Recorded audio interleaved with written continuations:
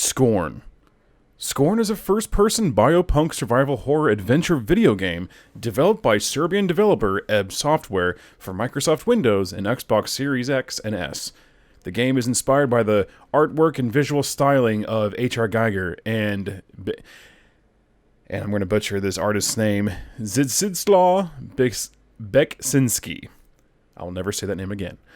A survival horror puzzle game with art inspired by Geiger and Beksinski, which means the environment is filled with symmetrical horror, phalluses, vaginal imagery, and unsettling imagery with so much flesh, blood, and bone creeping all along the scenery in a biomechanical hellscape of flesh and machinery.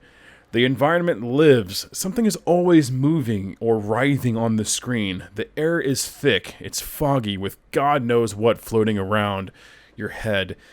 This game just drops you in the middle. You just kind of wake up. You're like amongst the floor in this weird cavern area. And from there, it does not hold your hand at all. The puzzles are more intimidating in this game than they actually are difficult, but I do enjoy the difficulty of these puzzles. Immediately, you're thrown into a pretty huge area, and you need to figure out what to do with the minecart and all the different claws.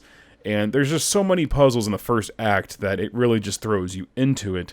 Act 1 is the hardest for me, I believe, because it throws you in the mix with no sense of direction whatsoever, no anything. Nothing in this game holds your hand. Scorn just kind of drops you off, and boom, here you are, figure it out.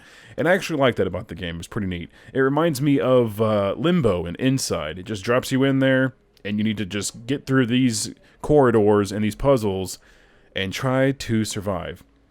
There is absolutely nothing that holds your hand. There's nothing to read. There's no arrows. There's no guides. The only thing that literally lights up is when you're close to it and it's a switch. And you better have the right tools to even activate these switches.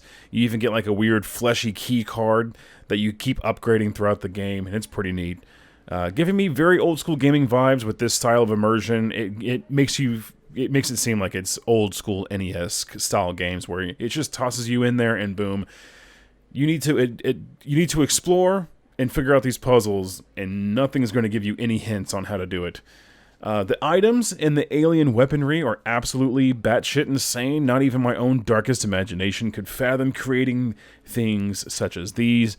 I am actually a huge fan of H.R. Geiger and Beksinski, and whenever I found out that this game was highly inspired by those two artists, I was very intrigued.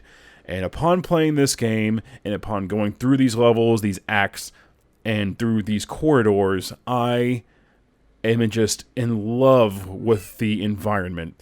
The corridors in some of these sections are endless with no direction in sight.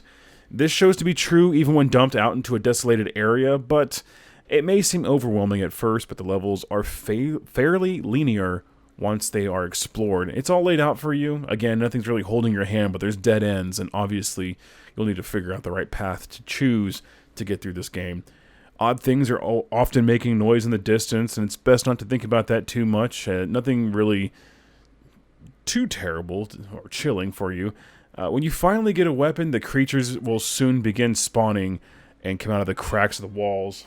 And this is where the game will take a dip. The combat is very frustrating.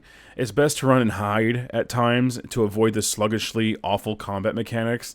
And the way the weapons work, they're slow and clunky, and the creatures can be cheap at times. They can hit you with their little spittles that they spit at you. Some of them spit acid, some of them just spit blood or whatever the hell it is. And it can be a little cheap at times. There's a couple times throughout the game where I only had enough health to, if I got hit once, I was going to die. There was one part in Act 4 where if I got hit, I got killed. And it started me at the very, very beginning of the game. And that will be another gripe, that sometimes the autosave is wonderful. And then you get a key or something, and then you die right after that. You would think the autosave would have saved right after you got that key, or opened up a door, but nope, you're starting at the beginning of the level. That happened to me a couple times, and it was very frustrating, to be honest. There is only one quote-unquote boss in this game, unless you count that damn parasitic creature strapped to your body that you never actually fight it, but it's kind of one of the I don't know if it's a protagonist or if it helps you, because it just kind of burrows itself into you, and it definitely hurts you the further you get in the game, but it also lends a hand to hold inventory. It's kind of weird. You only fight one grenade launching Krang from TMNT knockoff looking thing twice, and that's it. And it's not even a hard fight either. You kind of figure out its mechanics and everything, and it's at the very, very end of the game, and then once you beat that Krang knockoff, you probably have 10-15 minutes of game left. And yeah, I have pros and cons now, and I can just finish off with the score as well. Here's the pros. The art design is amazing. I loved every single second of it. The visuals are absolutely stunning. I loved it. The graphics are really good. It's really heavily influenced by Geiger and Beksinski.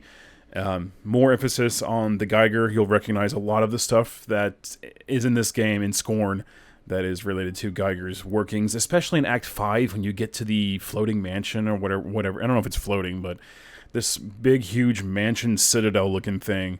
There's artwork and statues all over the place that just has, like, phallic symbols, people actually fornicating. You don't see any movement or anything, but there's these statues, and you can see the different positions and everything. There's just lots of gore everywhere, and that leads to Beksinski's work, where there's just crazy-looking things just growing on the sides of the walls and all over the place. And yeah, in terms of visuals, and I don't know, if you wanted to compare this game to anything, you'd want to compare it to how batshit crazy the visuals are for Doom Eternal, but the combat is completely garbage. I would not play this game for the combat at all. In terms of it exploring and getting through the end, it's more of an experience. It's not really fun, but it's more of an experience. So it's kind of like, in that regard, it's like Inside, Limbo. And those games, I mean, it was a puzzle game. You had to survive. Was it really fun? Not really, but it was a good experience. Let's continue on with the pros. The puzzles aren't too hard. They're fun, actually. I liked doing the puzzles. It was a head scratcher, and I was able to get them pretty much on my first try. There's a couple ones that are really hard. Again, I think the first couple puzzles are the hardest because it kind of just dumps you in this big area, and you got to figure it out. Luckily, there's 2 ways to get through that section, so either way you pick, either the saw or the scoop, you'll still get through there. The game takes 5 hours to beat, and that's with a lot of trial and error. That's with mistakes. That's with continues.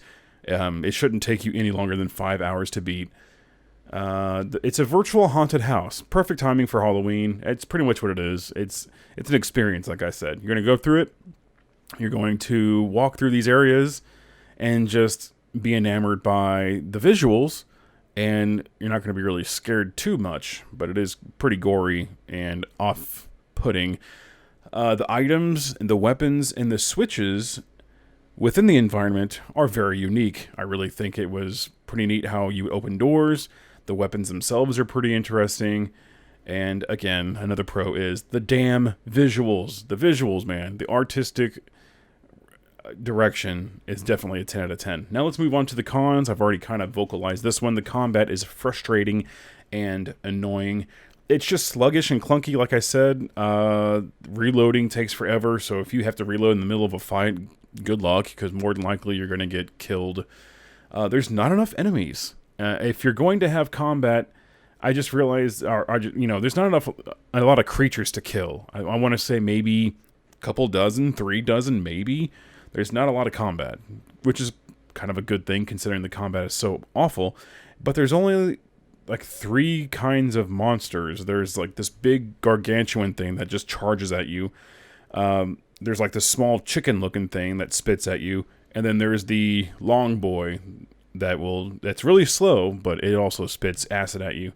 I guess there's also the things that hang off the ceiling and spit acid at you, but they're easy. They're like one-shot kills.